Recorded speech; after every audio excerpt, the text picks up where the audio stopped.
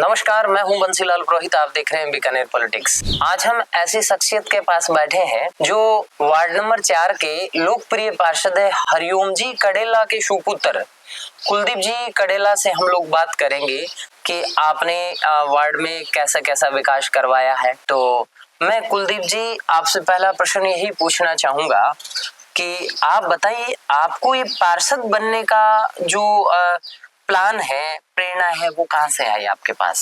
सबसे पहले तो बीकानेर पॉलिटिक्स के दर्शकों का मैं तहे दिल से हार्दिक अभिनंदन ज्ञापित करता हूं। और उसके बाद में मैं आपको बताना चाहूंगा कि पार्षद के रूप में जो प्रेरणा है वो हमें अपने वार्ड के जो शोषित, पीड़ित और वंचित वर्ग के जो लोग हैं उनके द्वारा हमें मिली है। क्योंकि हम देखते थे बचपन से पेयजल की समस्या है, सफाई की समस्या है, आवारा गौवंश की समस्या है और ऐसे जनहित के तमाम मुद्दे जो अब तक गौण या मुख्य धारा से वंचित रहे, तो उनके समाधान के लिए हमारे मन में पीड़ा आई। आपका जो राजनीतिक बैकग्राउंड है वो पैतृक रहा है क्या? नहीं, पॉलिटिकल बैकग्राउंड हमारा पैतृक नहीं है। मेरे दादाजी थे, ठीक है, जनसेवा का काम वो भी करते थे, लेकिन राजनीति के अंदर मेरे पिताजी प्रारंभिक अवस्था से क्या है कि भारतीय जनता पार्टी से उनका जुड़ाव रहा है। मेरे पिताजी भारतीय जनता पार्टी एससी मोर्चा के बीकानेर मंडल महामंत्री विभिन्न पदों पर रहे और अभी 2019 के नगर निगम के चुनाव में पार्षद के रूप में इन्होंने जीत हासिल की और पूरा प्रयास कर रहे हैं कि वार्ड की विभिन्न समस्याएं उनका हम समाधान करवा पाए। आपने जिस टाइम चुनाव लड़ा पार्षद का, उस टाइम आपका मैनिफेस्टो क्या था? आपने जनता से क्या क्या वादे किए थे और कौन कौन से पूरे कर दिए, कौन से पेंडिंग रहे? देखो, जनता से हमारे मुख्य वादे ये थे, हमारे भीनासर गोचर भूमि है पीछे जो गोवंश के लिए और हमारे भ्रमण के लिए, मतलब इतना शानदार खुला स्थान है, वहां पर सफाई की माकूल व्यवस्था नहीं थी। ये हमने घोषणा पत्र में ये मुद्दा सबसे प्रमुख रूप से रेखांकित किया कि हम पार्षद निर्वाचित होने के बाद में गोचर का सुधार करेंगे। और अभी आप देख सकते हैं 5 साल पहले गोचर की क्या स्थिति थी और आज क्या स्थिति है। जगह जगह कूड़े के ढेर लग रहे थे, 5 साल पहले की बात बता रहा हूँ।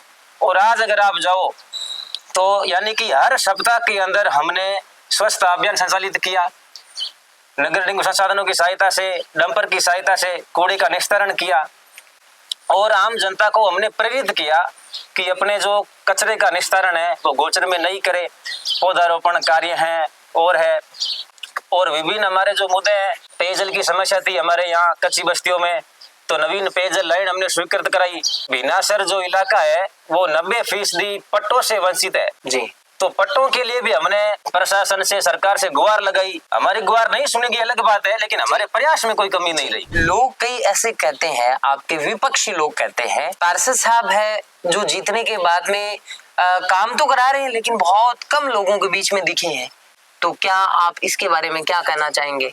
देखो, हमारे वार्ड नंबर 4 का जो भौगोलिक जो क्षेत्रफल है वो भौगोलिक क्षेत्रफल विस्तृत है, बड़ा है।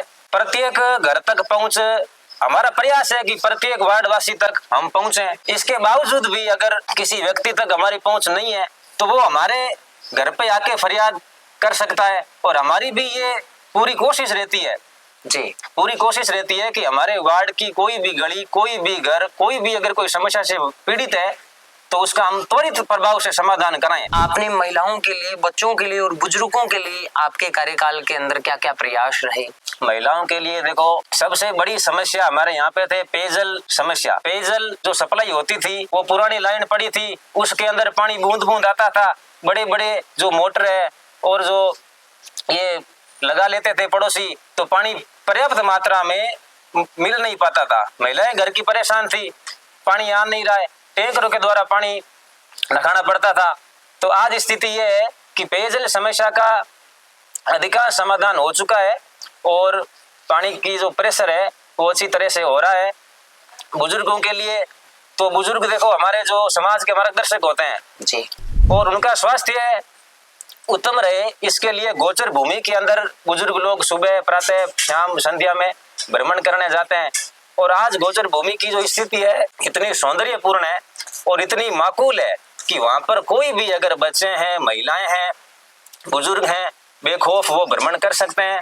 एकदम स्वच्छ और प्राकृतिक मनोरम वातावरण में वो भ्रमण कर सकते हैं। ये हमारा प्रयास है, पर्यावरण प्रेमियों के सहयोग से पौधारोपण कार्य है और हमारे गोचर संवर्धन समिति के पदाधिकारी कार्यकर्ता वो भी अच्छा काम कर रहे हैं। और पिछले कोरोना काल के अंदर हमने घर घर राशन किट उपलब्ध कराए। हर संभव हमने जनहित के जो मुद्दे थे उनके समाधान के लिए हमने प्रयास किया है, आगे भी करते रहेंगे।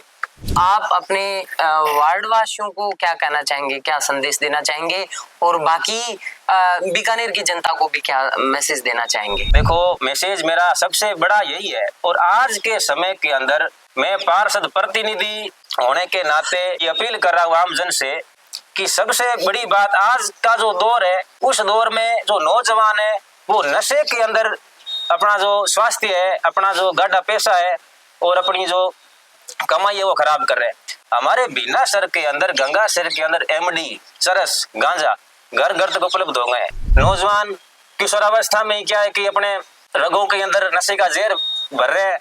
तो मेरी सबसे पहली गुजारिश है अभिभावकों से, परिजनों से, युवाओं से कि नशे की गिरफ्त से दूर रहें, योग करें, अध्यात्म से जुड़ें और अपने कर्म को प्राथमिकता दें और सबसे बड़ी बात राष्ट्र निर्माण में अपना योगदान दें। और दूसरी बात है स्वच्छता की कि जब तक हम अपना कर्तव्य नहीं निभाएंगे तब तक सरकार को दोष देना गलत है। हम अपना घर साफ रखते हैं तो हमारी ये भी कोशिश रहनी चाहिए कि हम अपनी गली है और हमारे घर के आसपास जो वातावरण है वो स्वच्छ रखें, साफ रखें। तीसरा मेरा सबसे मुख्य मैसेज ये है, शिक्षा शेरनी का दूध है, जो पिएगा वो दौड़ेगा। शिक्षा से आत्मिक, शारीरिक और मतलब व्यक्ति का सर्वांगीण जो विकास है वो शिक्षा से ही संभव है।